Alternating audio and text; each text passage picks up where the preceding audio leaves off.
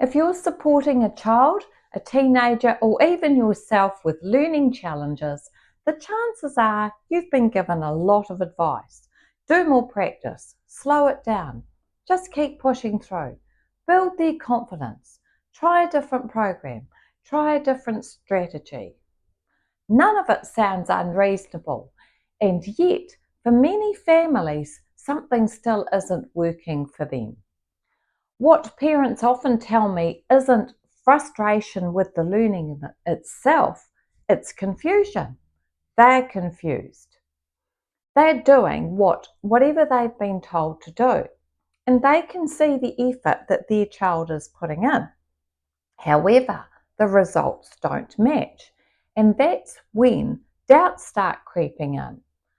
Why isn't this adding up? Am I missing something?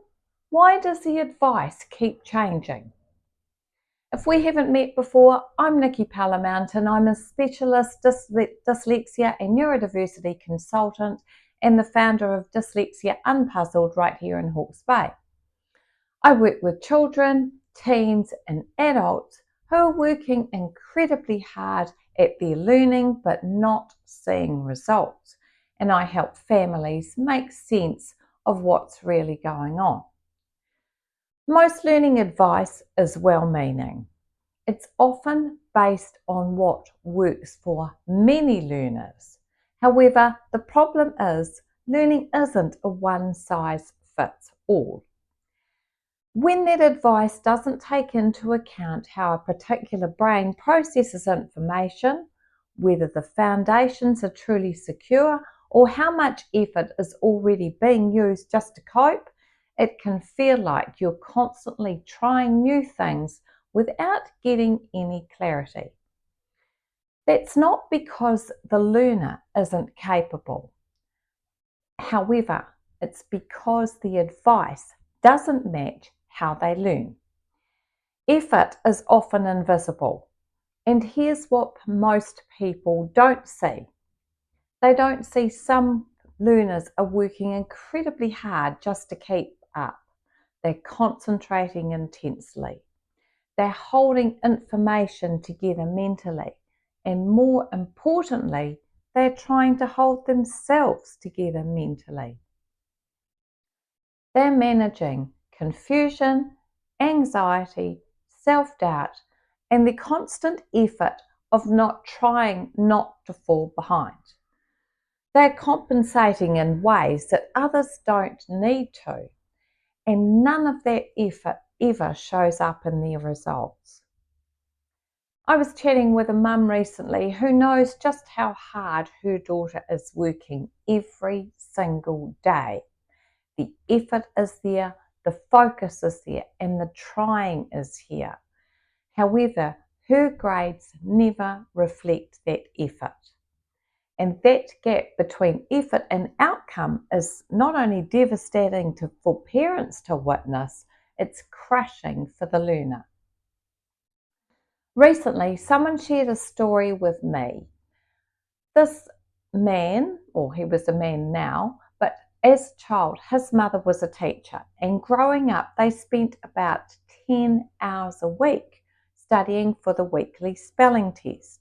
That's 10 hours every week.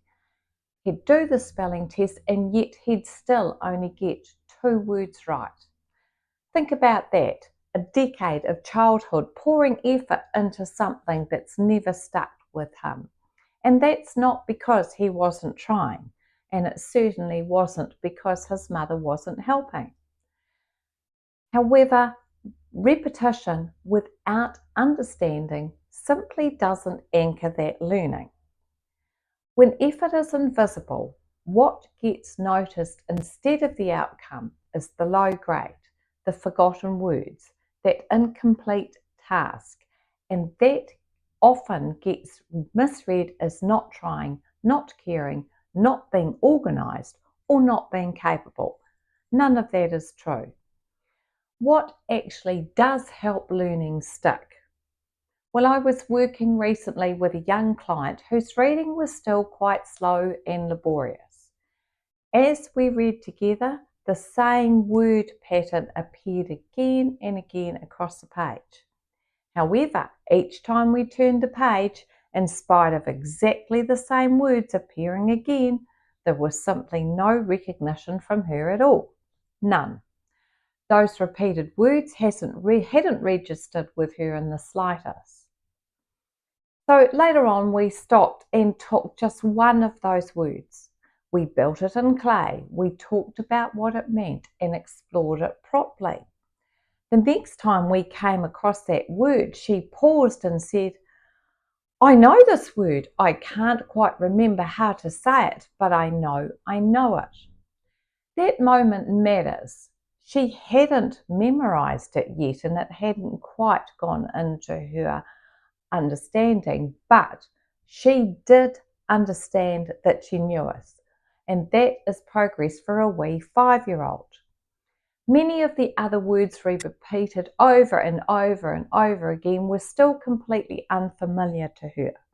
So that difference wasn't effort and it wasn't exposure, it was meaning. Advice can feel contradictory. Parents often tell me they're getting mixed messages. Practice more, slow down, rebuild foundations, and all of that feels quite confusing. They're not teachers.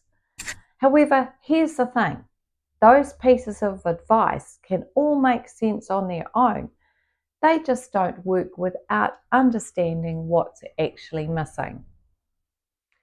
If a learner is relying on memory instead of understanding, repetition might help briefly, but it won't last.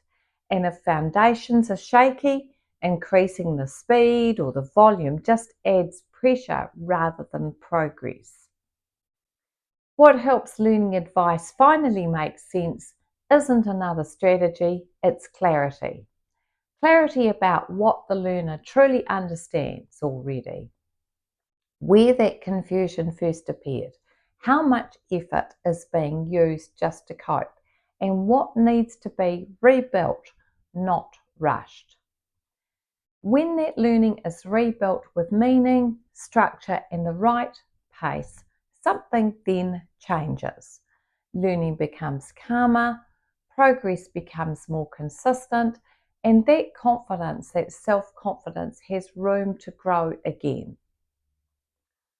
If learning advice hasn't been adding up for you or your family, that's not a failure. It's a signal that more clarity is needed. If you'd like to talk through what you're seeing and make sense of what's really going on, you're very welcome to get in touch with me. My details are at the bottom of this video. And if this video resonated with you, feel free to share your experience in the comments. Your stories and your conversations matter to me, and they help other parents realise that they're not the only ones feeling this way. Please also, if you found this video helpful, like it, subscribe to my channel and share it with someone who might need to hear this too. It really helps these conversations reach the people who need to hear them most.